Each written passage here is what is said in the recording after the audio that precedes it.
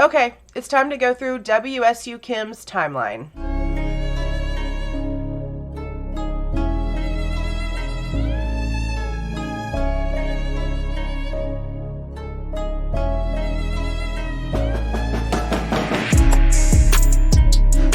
Hey guys, this is Jules with True Crime Reactions. Before we get started, I do want to wish all of you moms out there a great Mother's Day. I hope your day is amazing.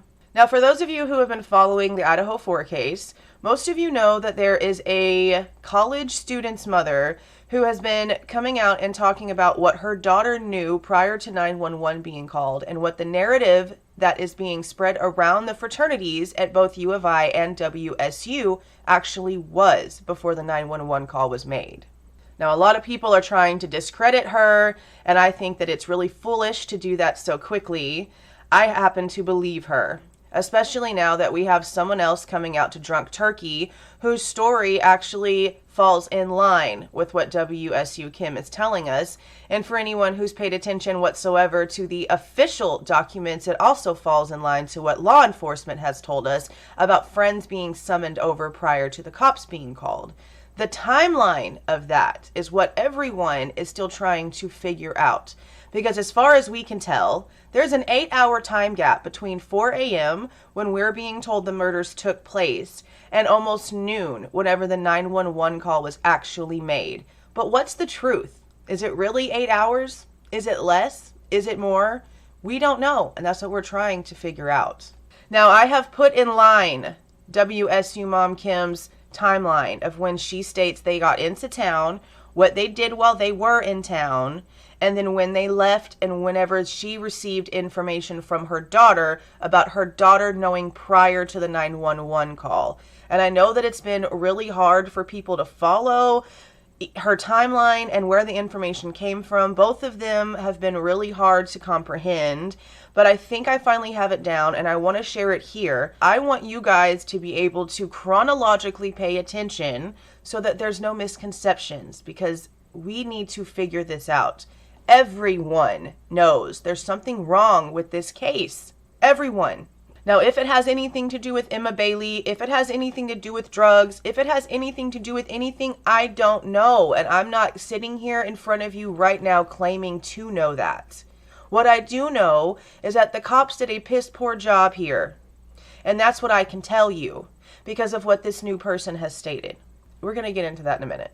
Now, according to Kim, her and her family got into the Pullman area on the 12th because it was Parents' Weekend. Oh, and if you see me looking down, you know, I got my notes. Her husband and her daughter went to the football game. Kim and her son went to go do other things in town. Then they switched. Her husband and her son went out to dinner, and because her daughter was over 21, Kim and her daughter went out drinking. Not in Moscow, not at the Corner Club, before anyone asks. Kim and her daughter were picked up by her husband and son from the bar sometime between 11 and midnight. They tucked their daughter back into bed at her house by the WSU campus because Kim's daughter actually lives in an off-campus sorority-type house the same way that the victims all did. They dropped her off and tucked her into bed because they walked her inside sometime between midnight and 1 o'clock in the morning. They went back to her daughter's house and picked her up at 8 o'clock in the morning, and they left town to go home. Her and her husband left town to go home between 2 and 3 p.m. They did not get the vandal alert about there being an incident until sometime between 4:30 and 5 p.m. And that's when she instantly calls her daughter, and her daughter states, "Yeah, Mom, I know. I've known since 10. As for where Kim's daughter got this information, let me try to break it down to you guys in a way that it's easy to understand. Kim's daughter is sorority sisters with a girl. This girl is the girlfriend to the guy who is the official alibi for Jack and Adam in the police reports. Jack and Adam had to be cleared. Whoever was with them that night, that was their alibi to state that they were at Jack's house all night long and didn't leave and couldn't be responsible, is the boyfriend of the sorority sister that knows Kim's daughter. So there, I went backwards and forwards for you. If you have any questions, drop me the comments, but I think it's pretty clear. Now, these are the questions that I still have about the timeline. Now, according to Kim, they picked her daughter up at 8 o'clock in the morning. Well, according to this story, alibi guy, because I don't know his actual name, that's what I'm going to call him, would have left Jack and Adam's house at around 7:30 and 8 o'clock that next morning to go drive back to WSU to pick up his girlfriend. So it's, again, she's not a student, the girlfriend is not a student at WSU, but she came in for parents' weekend. She's not a current student, so it's not her parents' weekend. It's not her school anymore because she's now a nursing student up in Spokane. So the only plausible explanation for her being in the area was to watch her boyfriend, possibly, because I'm going to assume he's a football player based off what we've been told, watch him play the football game. But why wouldn't they have spent the night together? Why would he have let her just go spend the night somewhere else and he go spend the night over at Jack and Adam's? Because if your girlfriend's in town and you're not sleeping at your own house, why are you not somewhere with her? It's weird to me, but that's just my train of thought. Now, the timeline for that also is a little confusing because if Home Dude left over in Moscow between 7:30 and 8 o'clock and they picked up Kim's daughter from the house at around 8 o'clock in the morning, they would have had to have just missed each other by like a few minutes. But it's a possibility too, actually, that Home Dude got over there and picked up the sorority sister that was his girlfriend before Kim even got there that morning, because it's not a text message. I thought it was a text message. It's not a text. There was group text messages sent out about the incident way before the cops were called, but she is claiming, Kim's daughter is claiming to have gotten all of this information from the girlfriend of Jack and Adam's alibi. So I don't know if the information was told to the girlfriend when she was picked up, or if the information was relayed to the girlfriend after the 8 o'clock hour when she was picked up, and that's when she called Kim's daughter around 10 o'clock. That makes sense too. It could go either way, but like I said, I'm really, really, really a stickler for details, so that part bothers me, and that's something that I'm trying to get an answer for. Now, if it was a 10 o'clock phone call that Kim's daughter got, Kim apparently didn't leave until around 2 or 3 o'clock. So I'm wondering if she noticed, if it was a 10 o'clock phone call, if Kim noticed her daughter taking a phone call. Again, that's just one of those detail questions that I have. Now, in the interview that I did do with Kim over on True Crime Cafe's channel, she did tell Dago to go ahead and give me her contact information. I haven't emailed him for it yet. I haven't had time to even go through all of my emails right now. I need to get that. But I wanted to put the questions in here too because I know that Kim watches my videos, so she could easily comment and straighten it out right off the bat if she wants to. Now, when it comes to alibi guy, I was a little confused, and honestly am still a little confused on this part, but there's only one logical way that this works. When she talks about alibi guy leaving Jack and Adam between 7:30 and 8, it's not mentioned if it's the next morning or not, but it would have to be logically, because the only way that this person can be considered Jack and Adam's alibi is if they were there with them at the time of the murders. And 7:30, 8 o'clock at night, the night before, he would not be their alibi. We wouldn't even be knowing this person's existence. But if he's the actual alibi for these two, in the documents that the cops used to clear them from being suspects, he would have had to have spent the night. He would have had to have left the next morning. So, with that being the case, did this person not notice Jack's phone going off 10 times whenever Kaylee and Maddie were trying to get a hold of him back to back 10 times in about a 12-minute time span? Or was Jack's phone turned off? Was it on silent and the guy didn't notice? But then we also have to question the corner club footage, because if this guy spent the night with Jack and Adam, we're being told they got fast food and they went back and they just played video games all night and then he left. Okay, well, we know damn well Jack and Adam were at the corner club at 1 something before we see Maddie and Kaylee walking to the food truck with Adam, where the infamous questions and the crazy statements are made that has everyone reeling. So if this guy really was Jack and Adam's alibi, was he with them at the corner club too? Did he go back to their house after the corner club too?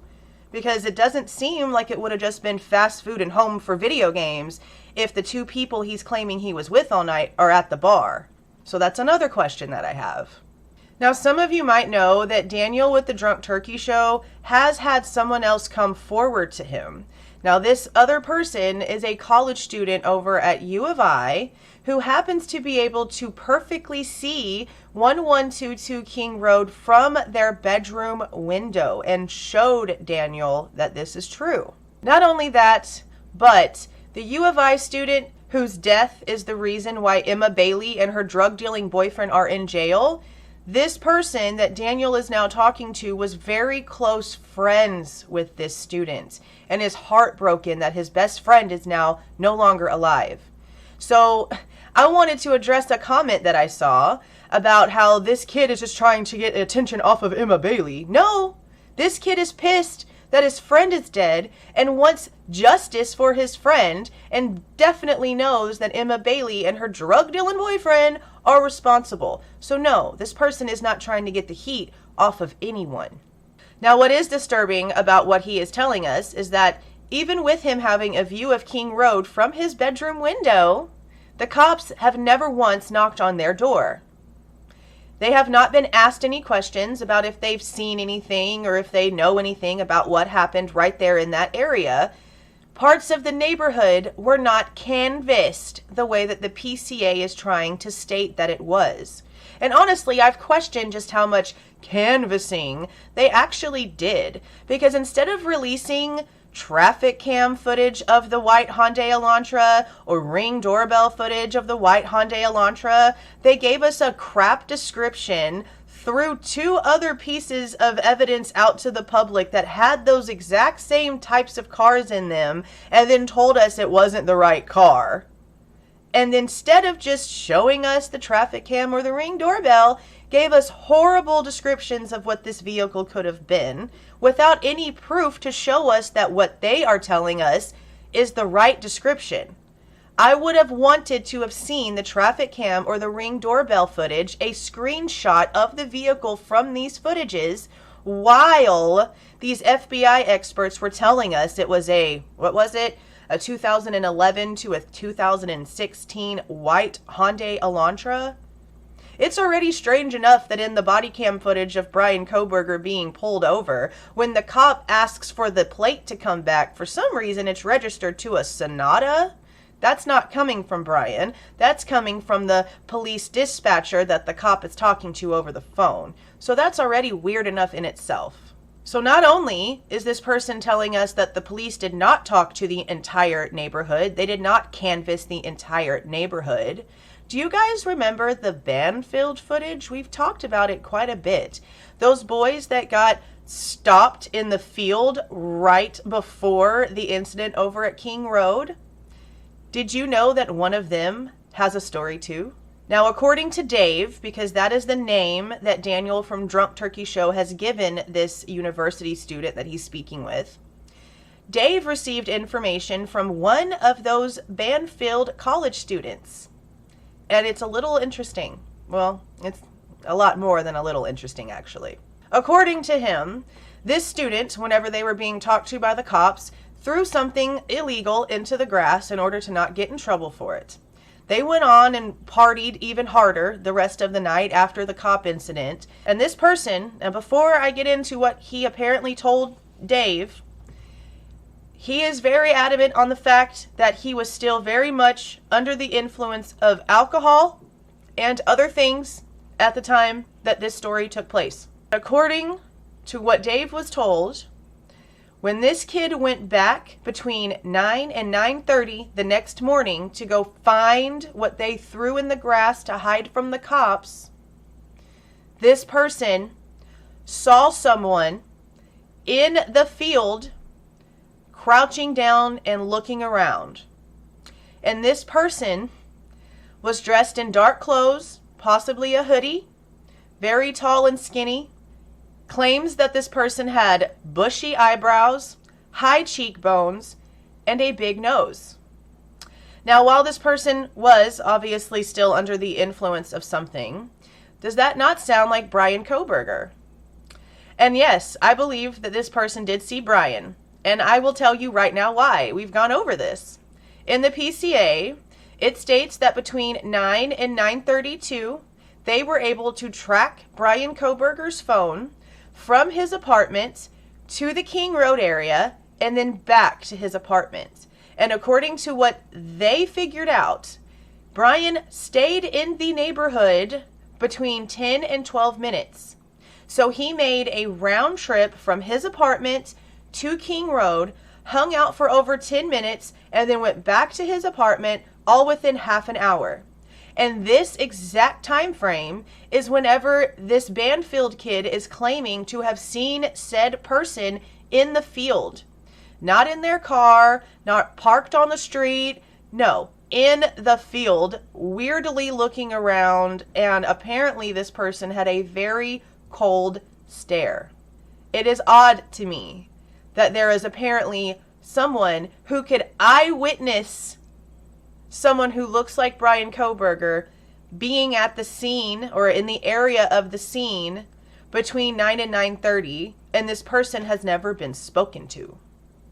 So I wonder what they're going to end up doing with this information now that it's out there, because I know damn well they watch YouTube. They watch true crime. I'm not stupid. So now that this information is out there, what is Ann Taylor going to do with it? Is Bryan going to say, yeah, that was me, that was over there in the field, and give her a reason? I don't know. Because that still doesn't tell me that he's guilty, guys. It doesn't. We know from what we're being told that the first phone calls to summon others was at around 8 to 8:30 that morning. Okay?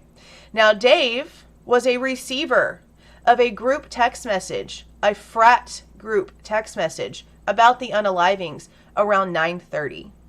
Then we have Kim's daughter claiming to have known by 10 a.m. So if you back it back to the 8:30 hour whenever calls started going out, that is still 3.5 hours that 911 was not called.